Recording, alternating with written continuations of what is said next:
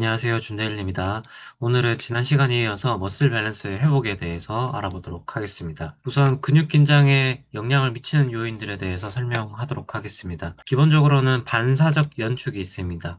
갑작스럽게 급성 요통이 생기게 되면은 그 주변에 있는 것들을 보호하기 위해서 근긴장도가 확 올라가서 이때는 수동적으로 이완해도 근육이 이완되지가 않습니다. 유발점 연축은 지속적이고 반복적인 긴장으로 인한 유발점입니다.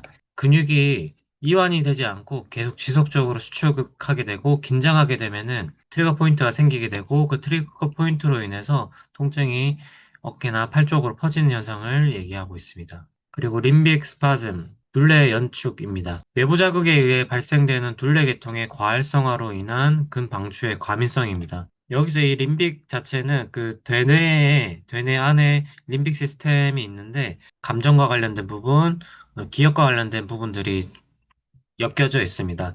그래서 만약에 우리가 특정 자극으로 인해서 근긴장도가 올라가게 되는데 이게 대표적인 예로는 스트레스를 예를 들 수 있습니다. 스트레스를 지속적으로 받게 되면은 이러한 림빅 시스템에 의해서 둘레 연축이 일어날 수 있습니다. 그리고 근연축 긴장은 과사용에 의한 손상입니다. 근육이 사용하게 될 때 이완과 회복이 있어야 되는데 이완과 회복을 하지 못하고 계속 긴장되어 있는 경우를 이야기하고 있죠. 그래서 지난 시간에 등척성 후 이완 기법 PIR에 대해서 설명한다고 말씀드렸습니다. PIR 같은 경우에는 MET 테크닉 중에 하나입니다. 그래서 등척성 운동이라는 정굴요법으로 소개되어졌고요. 신경 조절 초점이 맞춰진 근이완 기법입니다. 비정상적인 근긴장을 해소하고 유발점과 압통점을 제거하며 변화된 근긴장으로 인해 손실된 관절 가동 범위를 향상시키는 데 도움이 됩니다. 환자에게 수축을 느끼게끔 요구되거나 드물게 처치되는 근육을 수축하고 그 상태를 2에서 30초 동안 지속하도록 요구라고 되어 있는데 책에서 나타낸 표현은 수축을 느끼게끔 그리고 드물게 처치되는 근육을 수축하고라고 나와 있습니다. 제가 배웠던 부분은 일반적인 근수축의 10%에서 20% 정도의 힘만으로만 근육을 써라라고 얘기를 하고 있습니다. 그래서 이 수축을 느끼게끔이라는 단어가 한 10%에서 20% 정도의 수준이라고 생각하시면 될 것 같고요. 이렇게 낮은 정도의 수축 강도이기 때문에 불필요한 활성이 없습니다. 그러니까 다른 근육의 참여가 크게 없고, 그래서 과긴장된 유발점만 활성이 되고, 그리고 이게 20에서 30초 동안 지속이 되기 때문에 피로해지도록 나타날 수 있습니다. 근육을 수축한 다음에 한번 스트레치 시켜주고, 그래서 이완한 다음에 새로운 자세로 움직일 수 있도록, 그러니까 확보된 범위에서 다시 수축, 다시 이완, 그런 식으로 해서 3에서 4회 반복하게 됩니다. 제가 배웠을 때는 10%에서 20% 정도의 수축이기 때문에 굉장히 약한 강도로 수축을 하게 되잖아요. 그렇기 때문에 이 PIR 같은 경우에는 페인이 있을 때 주로 사용하게 됩니다. 그래서 페인이 있을 때 사용하게 되고 2에서 30초 동안 힘을 주는 것 자체가 조금 어려울 수 있습니다. 저 같은 경우에는 10초 내외로 진행을 하는 것 같습니다. 책에 나와 있는 가이드는 20에서 30초라고 나와 있네요. 위쪽 등 세모근에 대한 PIR, 그다음에 어깨 올린근에 대한 PIR, 그다음에 뒤쪽 목갈비근을 자극할 때 하는 PIR, 그리고 목비근 PIR 이렇게 자세가 다 나와 있고요. 그다음에 후두하근, 그다음에 큰 가슴근, 그다음에 일로소아스, 그다음에 소라코룸바 파샤.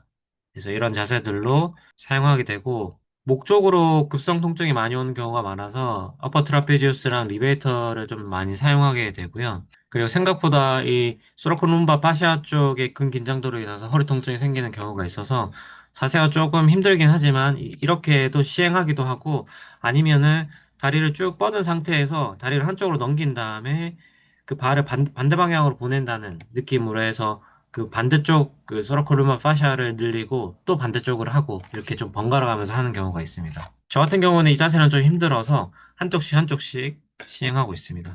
그리고 어덕터, 이 단관절 어덕터, 그다음에 이중관절 어덕터 이렇게 나와 있고 그다음에 트라이세스 슈레, 햄스트링 이렇게 나와 있습니다. 그 다음에 저희가 많이 하고 있는 PNF 테크닉입니다. 여기서 나와 있는 테크닉은 두 가지만 나와 있더라고요. 그래서 홀드 릴렉스랑 컨트랙트 릴렉스 이 두 가지를 사실 많이 쓰기도 하고 그 중에서도 홀드 릴렉스를 많이 사용하게 되죠. 저항 범위까지 간 다음에 한 20초 동안 등척성 수축을 하고, 그다음에 이완을 해서 다시 그 범위에서 등척성 수축을 하는, 이거를 3, 4회 반복하는 겁니다. 보통 햄스트링이나 아니면 큰 근육, 그리고 관절 가동 범위가 확보가 되지 않는 상태에서 홀드 릴렉스를 많이 사용하게 되고요.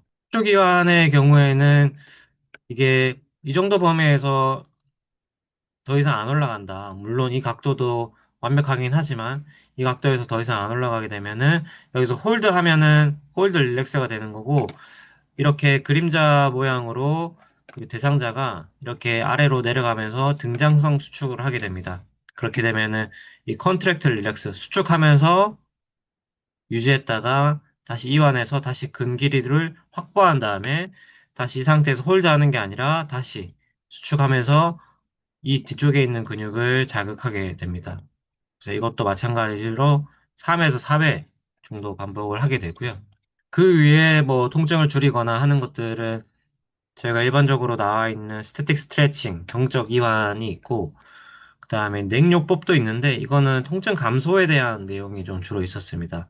그래서 생리학적, 신체적 염증 증상을 감소시키거나, 손상에 대한 조직의 반응을 완화, 통증을 느끼지 못하게 하고, 생체 조직의 온도를 감소시키기 위해, 그래서 구심성 신경의 활성을 감소시키고, 통증 인지가 줄어들기 때문에 진통 효과가 있다라고 나와 있습니다. 그리고 뉴로다이나믹, 신경 동력학적 치료가 있는데요.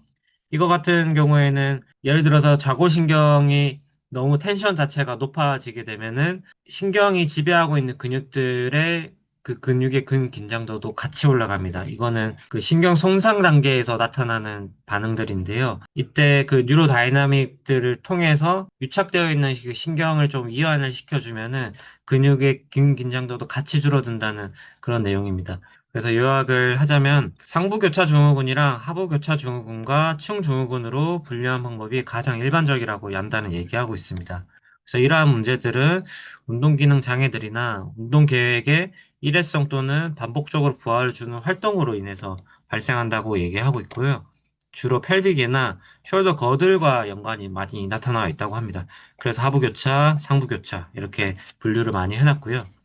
결국에는 안정화와 근육 균형 향상을 위해 협력하는 모든 근육이 협용 운동에 사용되어져야 합니다. 지금까지는 지금 근육이 워낙 연축되어 있는 근육을 이완시키기 위한 목적으로 PIR과 그다음 PNF 테크닉을 많이 사용하잖아요. 그거 이외에 또 강화시켜줘야 되는 근육들을 적절하게 강화를 시켜줘서 모든 근육들이 협응하는 수축의 형태로 넘어가야 된다는 것들을 좀 강조를 하고 있습니다. 그래서 다음 시간에는 감각 운동 훈련, 센서리 모터 트레이닝에 대해서 설명하도록 하겠습니다. 오늘도 영상 봐주셔서 감사하고 다음 시간에 뵙겠습니다. 고맙습니다.